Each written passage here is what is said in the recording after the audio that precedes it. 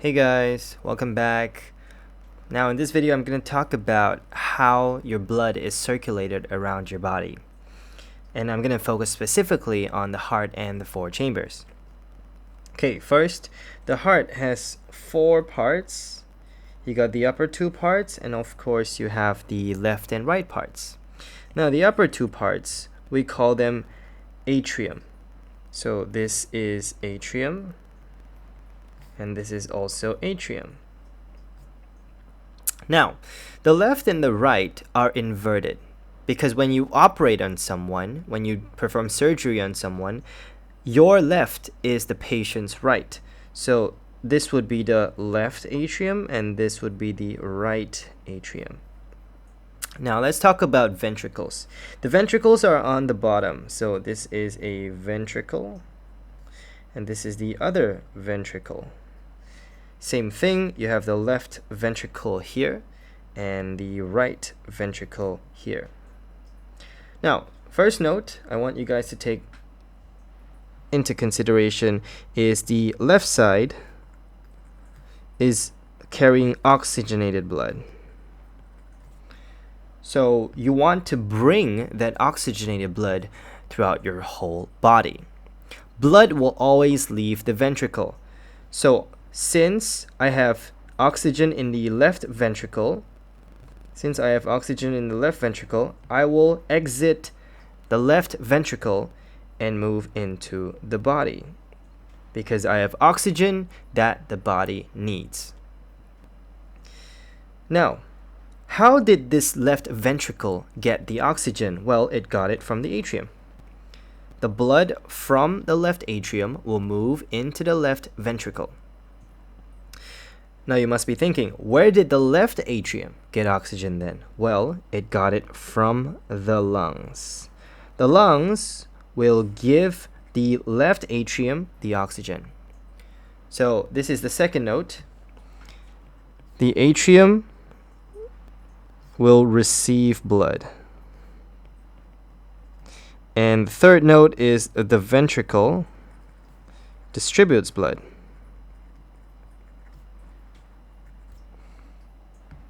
So let's recap. Lungs gives atrium blood, and the left atrium passes the blood to the left ventricle. And now the left ventricle, because it's carrying oxygenated blood, is important. You want to bring it to the body.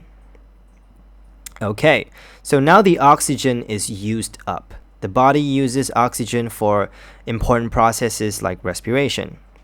Now you're out of oxygen, or should I say lesser in oxygen, you're bringing this deoxygenated blood into the right atrium. Now the right side is deoxygenated. That's the fourth note.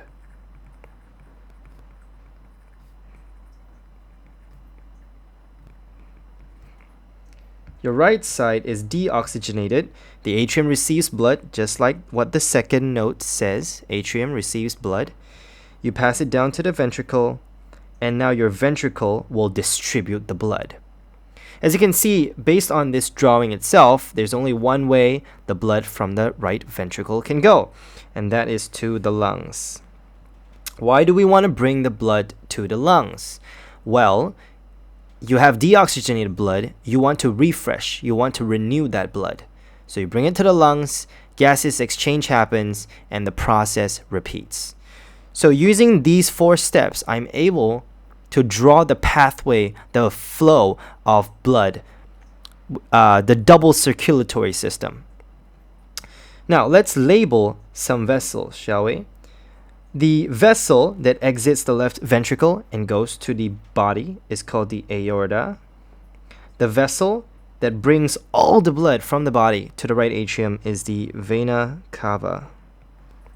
These two are part of the systemic circulation, which means blood circulates around your systems, your skeletal systems, your muscular systems. Now, from the right ventricle to the lungs, because we're going to the lungs, we call that a pulmonary artery. Artery always directs blood somewhere. In this case, you're bringing blood from the right ventricle to the lungs. You call this pulmonary artery, bringing blood to the lungs. Pulmonary means lungs. Now you want to, now from the lungs to the left atrium, you're bringing blood out of the lungs. So anything that brings it away is a vein. This is a pulmonary vein. This will make more sense once you start learning about renal arteries and renal veins. They do the same function. They either bring the blood towards the kidneys or away from the kidneys. Thank you for watching.